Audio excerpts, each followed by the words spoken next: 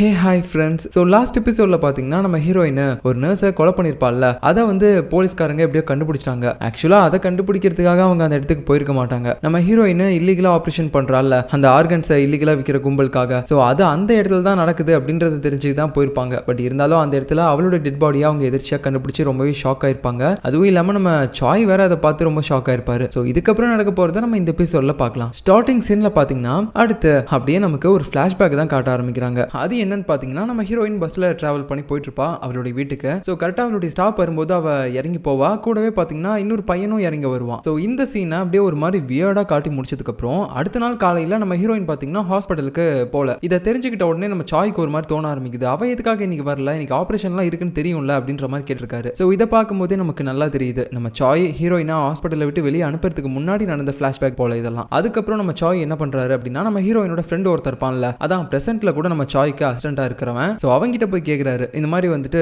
ஹீரோயினோட ரூம் எங்கடா இருக்கு, அவ எங்கடா ஸ்டே பண்ணிருக்கா அப்படின்னு சொல்லி கேட்டு தெரிஞ்சுக்கிட்டு அவ தங்கி இருக்க அந்த ஹாஸ்டலுக்கு போறாரு. பார்த்தா அவ அங்கேயும் இல்ல. பட் அவளுடைய திங்ஸ் எல்லாமே அங்க இருக்கிறத பார்த்து அவர் ரொம்பவே ஷாக் ஆயிட்டாரு. ஏன்னா அவ பிரெயினை பத்தி தான் முழுக்க முழுக்க பயங்கரமா படிச்சிட்டு இருக்கா. அங்க இருக்க நோட்ஸ், புக்ஸ் இது எல்லாத்துலயுமே பிரெயினை பத்தி மட்டும் தான் இருக்கு. அதை பார்க்கும்போதே அவர் ஒரு மாதிரி வியந்து போயிடுறாரு. நான் சின்ன வயசுல எப்படி வெறித்தனமா இந்த மூளையை பத்தி படிக்கணும்னு நினைச்சனோ அதே மாதிரி இவ்வளவு இருக்காளே அப்படின்னு சொல்லிட்டு. சோ ஹாஸ்பிட்டலுக்கும் வரல, ஹாஸ்டல்லையும் இல்ல, அவ எங்க தான் இருக்கா அப்படின்னு சொல்லி நம்ம சாய் ஒரு மாதிரி குழப்பத்தில் இருக்கும்போது அந்த ஹீரோயினோட ஃப்ரெண்டு பாத்தீங்கன்னா இந்த மாதிரி அவளுக்கு ஒரு பாட்டி வீடு பக்கத்துல இருக்கு சார், மேபி அவ அங்க போயிருக்கலாம் அப்படின்னு சொல்லிட்டு அங்க ரெண்டு பேரும் போறாங்க. போய் பார்த்தா அங்கதான் நம்ம ஹீரோயின் இருக்கா. பார்த்தா அவளுடைய மூஞ்செல்லாம் ஒரு மாதிரி காயம் இருக்குது. இது எப்படி ஆச்சுன்னே தெரியல. அது மட்டும் இல்லாம இவங்க ரெண்டு பேரும் இப்படி திடுப்புன்னு வந்திருக்கிறத பார்த்தோன்னே ஹீரோயினுக்கு ஒரு மாதிரி ஷாக் ஆயிடுச்சு. சரி ஓகே வாங்க அப்படின்னு சொல்லிட்டு ரெண்டு பேரும் உள்ள கூட்டு போறா. அதுக்கப்புறம் ஒரு காஃபியும் பாத்தீங்கன்னா நம்ம சாய்க்கு மட்டும் போட்டு எடுத்து வரா. அந்த ஃப்ரெண்டுக்கு பாத்தீங்கன்னா எதுவுமே போடல. அப்போ நம்ம சாய் அந்த காஃபி வேணாம் அப்படின்னு சொல்லும்போது உடனே சரி நீ குடி அப்படின்னு சொல்லிட்டு அவனுக்கு போட்ட மாதிரி அவங்ககிட்ட கொடுக்கும்போது அவனும் சரி சரி நான் அப்புறம் குடிக்கிறேன் அப்படின்னு சொல்லிட்டு இருப்பானா. சரியா அந்த நேரத்துல அவங்களும்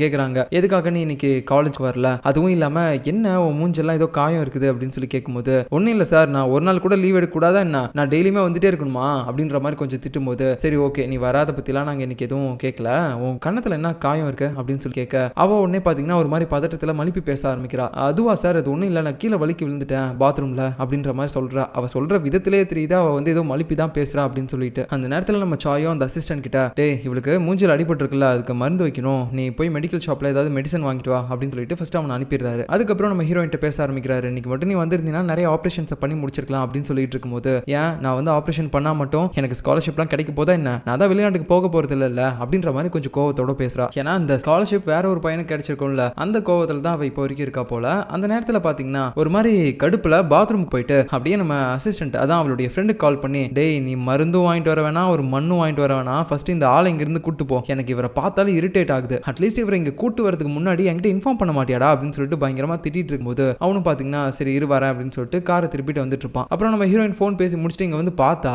அவர் அங்க காணும் நம்ம சாய. ஐயோ எங்க போனாருன்னு தெரியலையே அப்படின்னு சொல்லிட்டு வெளியில எல்லாம் போய் சுத்தி பார்க்கும்போது அங்க ஒரு ஸ்டோர் ரூம் மாதிரி ஒன்னு இருக்கும், பழைய பொருள் எல்லாம் போட்டு வைக்கிற மாதிரி. அந்த ரூம்ல போய் பார்க்க அங்க நம்ம சாய் இருக்காரு. பட் இவ அதை பார்த்து ரொம்ப ஷாக் ஆயிடுறா. ஏன்டா அங்க இருந்தா என்னடா பிரச்சனை அப்படின்னு சொல்லி பார்த்தா அங்க ஒரு டெட் பாடி இருக்கு. சோ இப்பதான் என்னாச்சு அப்படின்னு சொல்லிட்டு நமக்கு பிளாஷ்பேக் காட்ட ஆரம்பிக்கிறாங்க. நேத்து நைட்டு நம்ம ஹீரோயின் அந்த பஸ்ல இருந்து இறங்கி அவ பாட்டி வீட்டுக்கு வந்துட்டு இருந்திருப்பாள்ல, அந்த நேரத்திலேயே இவ பின்னாடி இன்னொரு பையனும் வந்திருப்பான். இவ அவளுடைய பாட்டி வீட்டுக்கு போனதுக்கு அப்புறம் டக்குன்னு பாத்தீங்கன்னா அந்த பையன் பின்னாடியே வந்து இவ கிட்ட ஏதோ தப்பா நடந்துக்கிற மாதிரி ட்ரை பண்ணிட்டு இருப்பான். சோ அந்த நேரத்துல இவளும் தட்டு மாதிரி அப்படியே வீட்டுக்குள்ள வந்துருவா. பட் இருந்தாலும் இவன் விடுற மாதிரி தெரியல. அப்போ கைக்கு பாத்தீங்கன்னா அங்க ஒரு கத்தி கிடைக்கும், அதை எடுத்து அவனுடைய கழுத்திலே சொருவிருப்பா. சோ அந்த மாதிரி தான் அவனை இங்க கொலை பண்ணி போட்டு இருந்திருப்பா. இப்போ இது எப்படி ஆச்சு அப்படின்னு சொல்லிட்டு நம்ம சாய் கேட்க அவளும் சொல்றா, இங்க பாருங்க நான் ஒன்னும் வேணும்லாம் கொலை பண்ண கிடையாது, என்னோட செல்ஃப் டிஃபென்ஸ்க்காக தான் பண்ணேன், நேத்து நைட்டு இவன் தான் என்கிட்ட தப்பா நடந்துக்க பார்த்தான் அப்படின்ற மாதிரி சொல்லும்போது நம்ம டாக்டர் சாயும் பாத்தீங்கன்னா அதை நம்புறாரு. அதுவும் இல்லாம இந்த விஷயத்துல நம்ம ஹீரோயினுக்கு ஒண்ணுமே புரியல, என்னடா இது நம்ம ஒருத்தனை கொலை பண்ணிருக்கோம், அவன் டெட் பாடி முன்னாடி இருக்கு, பட் இதை அவர் பெருசாவே எடுத்துக்காம சரி ஓகே இதை நீயே ஹேண்டில் பண்ணிப்பல்ல,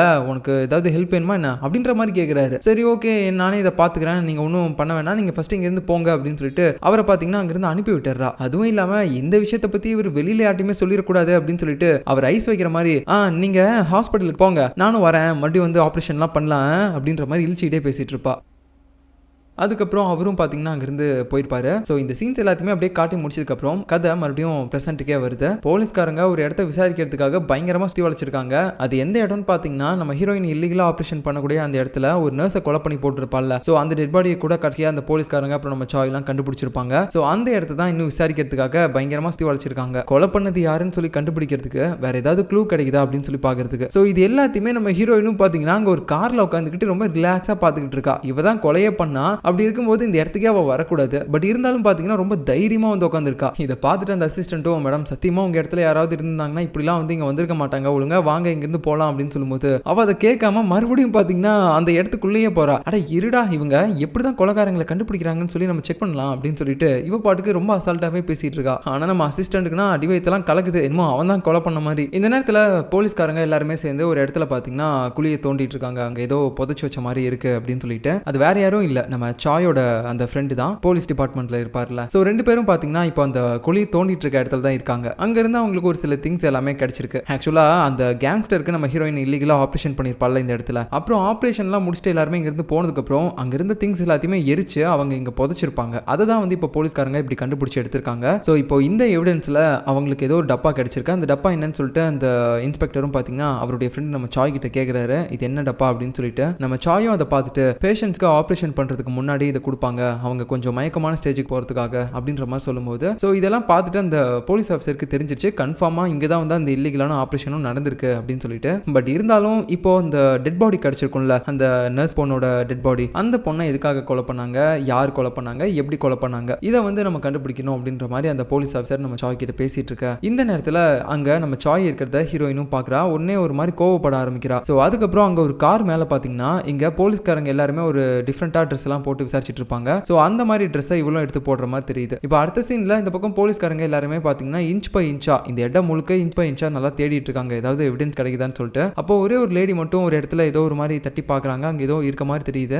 இந்த நேரத்தில் நம்ம டாக்டர் சாய் வந்து ஒரு மாதிரி திங்க் பண்ண ஆரம்பிக்கிறாரு. கண்டிப்பாக இந்த கொலையையும் அந்த பைத்தியக்காரி தான் பண்ணியிருப்பா, அதாவது நம்ம ஹீரோயின் தான் பண்ணியிருப்பா அப்படின்ற மாதிரி அவருக்கு தோண ஆரம்பிக்குது. ஏன்னா இங்கே தான் அவள் இல்லீகலா ஆப்ரேஷன்லாம் பண்ணியிருக்கா, அப்படின்னா இந்த கொலையை பண்ணதும் அவளா தான் இருக்கணும் அப்படின்ற மாதிரி அவர் அப்படியே இந்த இடத்துல இருந்து கிளம்ப பார்க்க இங்க போலீஸ்க்கு நடுவில் போலீஸா நம்ம ஹீரோயினும் வந்து நிக்கிறா. அங்க இருக்க ஒரு நாயை கொஞ்சிக்கிட்டு. ஸோ இதை பார்த்த உடனே நம்ம சாய்க்கு ஒரு மாதிரி ஷாக் ஆயிருது, இவன் என்ன போலீஸ் ட்ரெஸ்லாம் போட்டுட்டு இங்க வந்து நிக்கிறா அப்படின்னு சொல்லிட்டு. அதுக்கப்புறம் நம்ம ஹீரோயின் இவரை தனியா கூட்டிட்டு போயிட்டு உண்மையை சொல்லுங்க, நான் உங்களுக்கு ஆப்ரேஷன் பண்ண மாட்டேன் அப்படின்னு சொன்னதுனால தானே இது எல்லாமே பண்ணிட்டு இருக்கீங்க, நீங்க என் கடைக்கு சீல் வச்சிட்டீங்க, அது மட்டும் இல்லாம இப்போ நான் ஆப்ரேஷன் பண்ண அந்த இடத்துக்கும் போலீஸ்காரங்க எல்லாருமே கூட்டு வந்திருக்கீங்க, என்ன என் மேல கொலைப்பழி சுமத்தி என்ன ஜெயிலுக்கு அனுப்ப போறீங்களா என்ன? அந்த மாதிரி நீங்க பண்ணீங்கனாலும் கண்டிப்பா நீங்க தான் சாவீங்க, ஏன்னா உங்களுக்கு ஆப்ரேஷன் பண்றதுக்கு யாருமே இருக்க மாட்டாங்கல்ல அப்படின்ற மாதிரி ஏதோ பிளாக்மெயில் பண்ற மாதிரி பேசுறா. அப்போ நம்ம சாயும் அதை கேட்டு ஹே தேவையில்லாம பேசாதடி, இந்த இடத்துக்கு நான் யாருமே கூட்டு வரல, அவங்களா தான் ஏதோ இன்ஃபர்மேஷன் கிடைச்சிருக்குன்னு சொல்லி எனக்கு கூப்பிட்டாங்க, அதுக்காக மட்டும்தான் நான் வந்தேன், மற்றபடி நான்லாம் அவங்ககிட்ட எதுவுமே சொல்ல கிடையாது, எனக்கு இப்படி நீ ஒருத்தையை கொலை பண்ணிருக்கேன்னு எனக்கு தெரியாது, எதுக்காக தேவையில்லாம இப்படிலாம் கொலை பண்ணிட்டு இருக்க நீ அப்படின்ற மாதிரி திட்டும்போது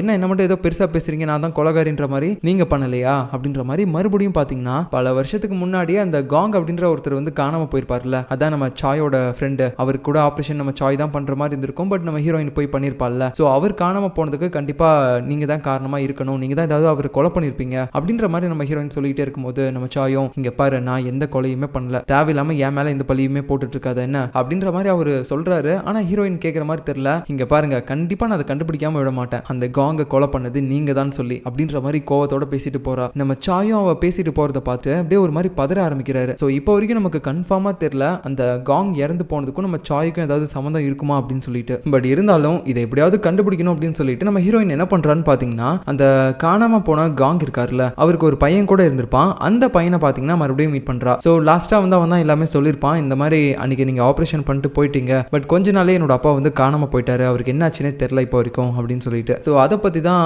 அவளும் இப்போ டீடைல்டா கேட்டுட்டு இருக்கா. சரி ஓகே, உன்னோட அப்பா காணாம போறதுக்கு முன்னாடி கடைசியா எங்க இருந்தாருன்னு தெரியுமா அப்படின்னு கேட்கும்போது அவனும் சொல்றான், மேடம் லாஸ்டா அவர் வந்து ஒரு ஹாஸ்பிட்டல்ல தான் இருந்தாரு, இந்த மனநலம் பாதிக்கப்பட்டவங்களா இருப்பாங்கல்ல அந்த மாதிரி ஒரு ஹாஸ்பிட்டல்ல தான் இருந்தாரு, அங்க அவருக்கு நல்லா தான் ட்ரீட்மெண்ட்லாம் போயிட்டு இருந்துச்சு, அவர் கொஞ்சம் கொஞ்சமா கியூர் ஆயிட்டு தான் வந்துட்டு இருந்தாரு, பட் திடீர்னு ஒரு நாள் எனக்கு கால் பண்ணி இந்த மாதிரி அப்பா உனக்கு ரொம்பவே பாரமா இருக்கலடா, இதுக்கு மேல நான் அந்த மாதிரி உனக்கு பாரத்தை கொடுக்க மாட்டேன் அப்படின்னு சொல்லிட்டு தான் எனக்கு கால் பண்ணாரு, ஆனா ஏன் அப்படி பேசினாரு, எதுக்கு அப்படி பண்ணாருன்னு எதுவுமே எனக்கு தெரியல இப்போ வரைக்கும், நான் இதை பத்தி விசாரிக்கிறதுக்காக அந்த ஹாஸ்பிட்டலுக்கு கூட போனேன், பட் அதையும் இப்போ வந்து இழுத்து மூடிட்டாங்க அப்படின்ற மாதிரி சொல்லும்போது நம்ம ஹீரோயினும் இப்போ வரைக்கும் இந்த விஷயங்கள் எல்லாத்தையுமே பாத்தீங்கன்னா அப்படியே தெரிஞ்சுக்கிறா. அந்த டைம்ல அவன் கையில பாத்தீங்கன்னா சில காயங்களும் இருக்கு, அதையும் அவ அப்படியே நோட் பண்றா. அவங்க அப்பா காணாம போன சோகத்துல கிட்டத்தட்ட பைத்தியக்கார போலீஸ்கார மாதிரி ஆயிட்டான் போல.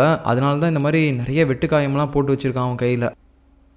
இந்த சேம் டைமில் நம்ம சாயை காட்டுறாங்க. ஸோ அவர் பார்த்தீங்கன்னா அந்த இன்ஸ்பெக்டர் அவர் ஃப்ரெண்ட் இருக்கார்ல, அவரும் அதுக்கப்புறம் இன்னொரு இன்ஸ்பெக்டர் லீன்னு ஒருத்தர் இருந்திருப்பாரு ஸ்டார்டிங்கில் பார்த்தோம்ல, அவங்க 2 பேர் கூடயும் உட்காந்து சாப்பிட்டுட்டே பேசிட்டு இருக்காரு. ஆக்சுவலாக அந்த லீன்றவர் சில இன்ஃபர்மேஷன் எல்லாத்தையுமே ஒரு ஃபோட்டோ எடுத்து கொண்டு வந்திருக்காரு. அது என்னன்னா, இப்போ கடைசியாக நம்ம ஹீரோயின் கொலை பண்ண ஒருத்தையை கண்டுபிடிச்சிருப்பாங்கல்ல அந்த நர்ஸோட டெட் பாடியை. ஸோ அதை வந்து இப்போ போஸ்ட்மார்ட்டம் பண்ணிட்டு இருக்காங்க போல. அப்போ அவகிட்ட இருந்து ஒரு சில முடியெல்லாம் கிடைச்சிருக்கு, ஏதோ நாயோட முடி மாதிரி இருக்கு. ஆக்சுவலாக நம்ம ஹீரோயின் ஒரு டாக் வளர்க்குறாள், அந்த முடியாதனால அவருடைய ட்ரெஸ்ல கண்டிப்பாக ஒட்டி இருக்கும். ஸோ அந்த டைம்ல அந்த நர்ஸை கொலை பண்ணியிருப்பாள்ல, அப்போ அவளுடைய ட்ரெஸ்ல இருந்து அந்த நர்ஸோட ட்ரெஸ்க்கு அந்த முடி வந்திருக்கும் போல. ஸோ இந்த டாகோட முடியை வச்சு நம்ம சாய் வந்து இப்போ கன்ஃபார்மே பண்ணிட்டாரு, கண்டிப்பா அந்த லேடியையும் இவ தான் கொலை பண்ணியிருக்கா, நம்ம ஹீரோயின் தான் கொலை பண்ணியிருக்கா அப்படின்னு சொல்லிட்டு. பட் இருந்தாலும் இதை பத்தி அந்த போலீஸ்காரங்க யார்ட்டுமே எதுவுமே பேசாம அப்படியே ஒரு மாதிரி சைலண்டாவே இருக்காரு. இப்போ இன்னொரு பக்கம் பாத்தீங்கன்னா நம்ம ஹீரோயின் அதுக்கப்புறம் அந்த காங்கோட பையன் இவங்க 2 பேருமே சேர்ந்து அந்த இழுத்து மூணதா சொல்லப்படுற அந்த மென்டல் ஹாஸ்பிட்டலுக்கு தான் வந்திருக்காங்க. அதாவது அவனுடைய அப்பா கடைசியா இருந்த ஹாஸ்பிட்டல். ஸோ இப்போ இங்க வந்து பார்க்கும்போது அங்க ஒரு இன்சார்ஜ் தான் இருக்காரு. இந்த மாதிரி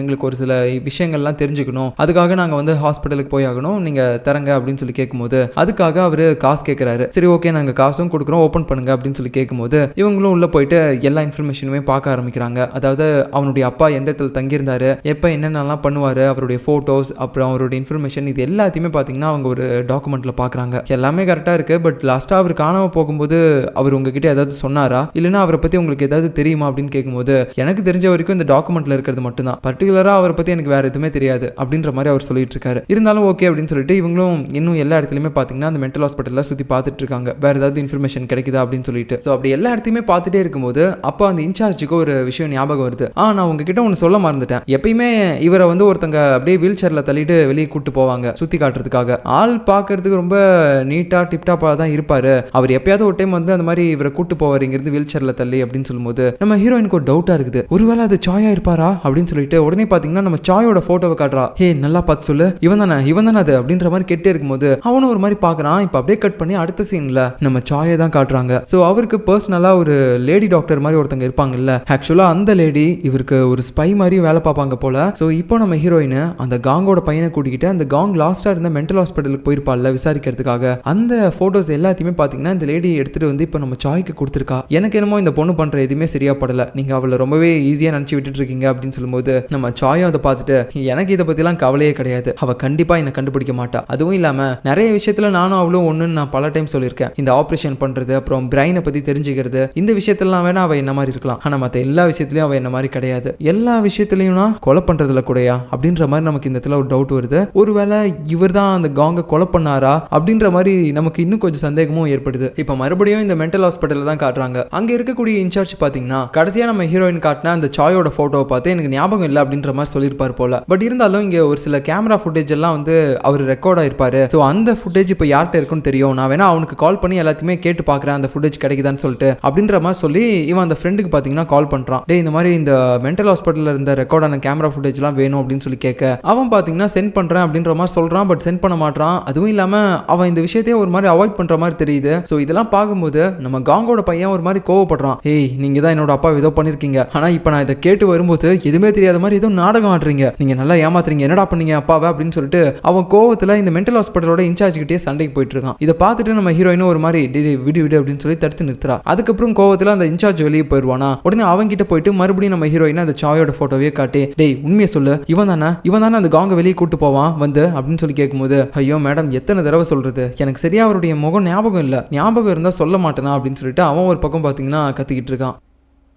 இந்த சேம் டைமில் நம்ம சாய்க்கு பார்த்தீங்கன்னா கன்ஃபார்மாக தெரிஞ்சிருச்சு அந்த லாஸ்ட்டாக இறந்து போன பொண்ணை வந்து நம்ம ஹீரோயின் தான் கொலை பண்ணியிருக்கா அப்படின்னு சொல்லிட்டு. ஏன்னா போஸ்ட்மார்ட்டம் பண்ணிட்டு இருந்தா அந்த லேடிக்கிட்டையும் போயிட்டு அந்த டாகோட முடி மாதிரி ஒன்று இருந்திருக்கும்ல, அது எந்த டாக் அப்படின்னு சொல்லி கேட்கும்போது அது எனக்கு தெரிஞ்ச ஒரு ரெட் பில்லோட முடியாக தான் இருக்கும் அப்படின்னு சொல்லிட்டு நம்ம ஹீரோயின் வளர்க்குறாள் அந்த டாகோட நேமை தான் சொல்கிறாங்க. ஸோ இதை கேட்டதுக்கப்புறம் அவருக்கு இப்போ கன்ஃபார்ம் ஆயிடுச்சு கண்டிப்பாக அந்த லேடியை வந்து இவ தான் கொலை பண்ணியிருக்கா அப்படின்ட்டு. அப்படியே ஒரு மாதிரி யோசிச்சுக்கிட்டு ஒரு ஆர்ட் கேலரியில் போய் உட்காந்துக்கிட்டு இருக்காரு. அந்த நேரத்தில் அவர் ஒரு ஃப்ளாஷ்பேக்கையும் நினச்சி பார்க்க ஆரம்பிக்கிறாரு. என்னன்னா நம்ம ஹீரோயின் பார்த்தீங்கன்னா சரியா வீட்டுக்கு போகாம சாப்பிடாம கொள்ளாம அப்படியே ஒரு மாதிரி ஹாஸ்பிட்டல்லே இருந்திருப்பா. ஏமா இப்படி இருக்க, போய் உன் உடம்ப ஃபர்ஸ்ட் பாரு, அதுக்கப்புறம் தான் நீ வந்து ஒரு டாக்டரா இருக்கிறது எல்லாமே பண்ணணும் அப்படின்னு சொல்லும்போது நம்ம ஹீரோயின் பாத்தீங்கன்னா, இல்ல டாக்டர், எனக்கு வந்து உங்களை மாதிரி ஒரு பெரிய ஆளாகணும், இந்த பிரெயின்ல இன்னும் என்னென்னலாம் இருக்கு, எப்படிலாம் ஃபங்க்ஷன் ஆகுது அப்படின்னு சொல்லி எல்லாத்தையுமே தெரிஞ்சுக்கணும் அப்படின்னு சொல்லிட்டு சைக்கோ மாதிரியே பேசிட்டு இருந்து. ஸோ அது எல்லாத்தையுமே நம்ம டாக்டர் சாய் ஒரு பக்கம் அப்படின்னு நினைச்சிட்டு இருக்காரு. இப்போ அப்படியே கட் பண்ணா இன்னொரு பக்கம் பாத்தீங்கன்னா அந்த மென்டல் ஹாஸ்பிட்டலுக்கு போன நம்ம ஹீரோயின், அதுக்கப்புறம் அந்த காங்கோடைய பையன், இவங்க 2 பேர் தான் காட்டுறாங்க. அந்த இன்சார்ஜ் யாரோ ஒருத்தங்கிட்ட பாத்தீங்கன்னா அந்த வீடியோஸ் எல்லாம் கேட்டிருப்பான்ல,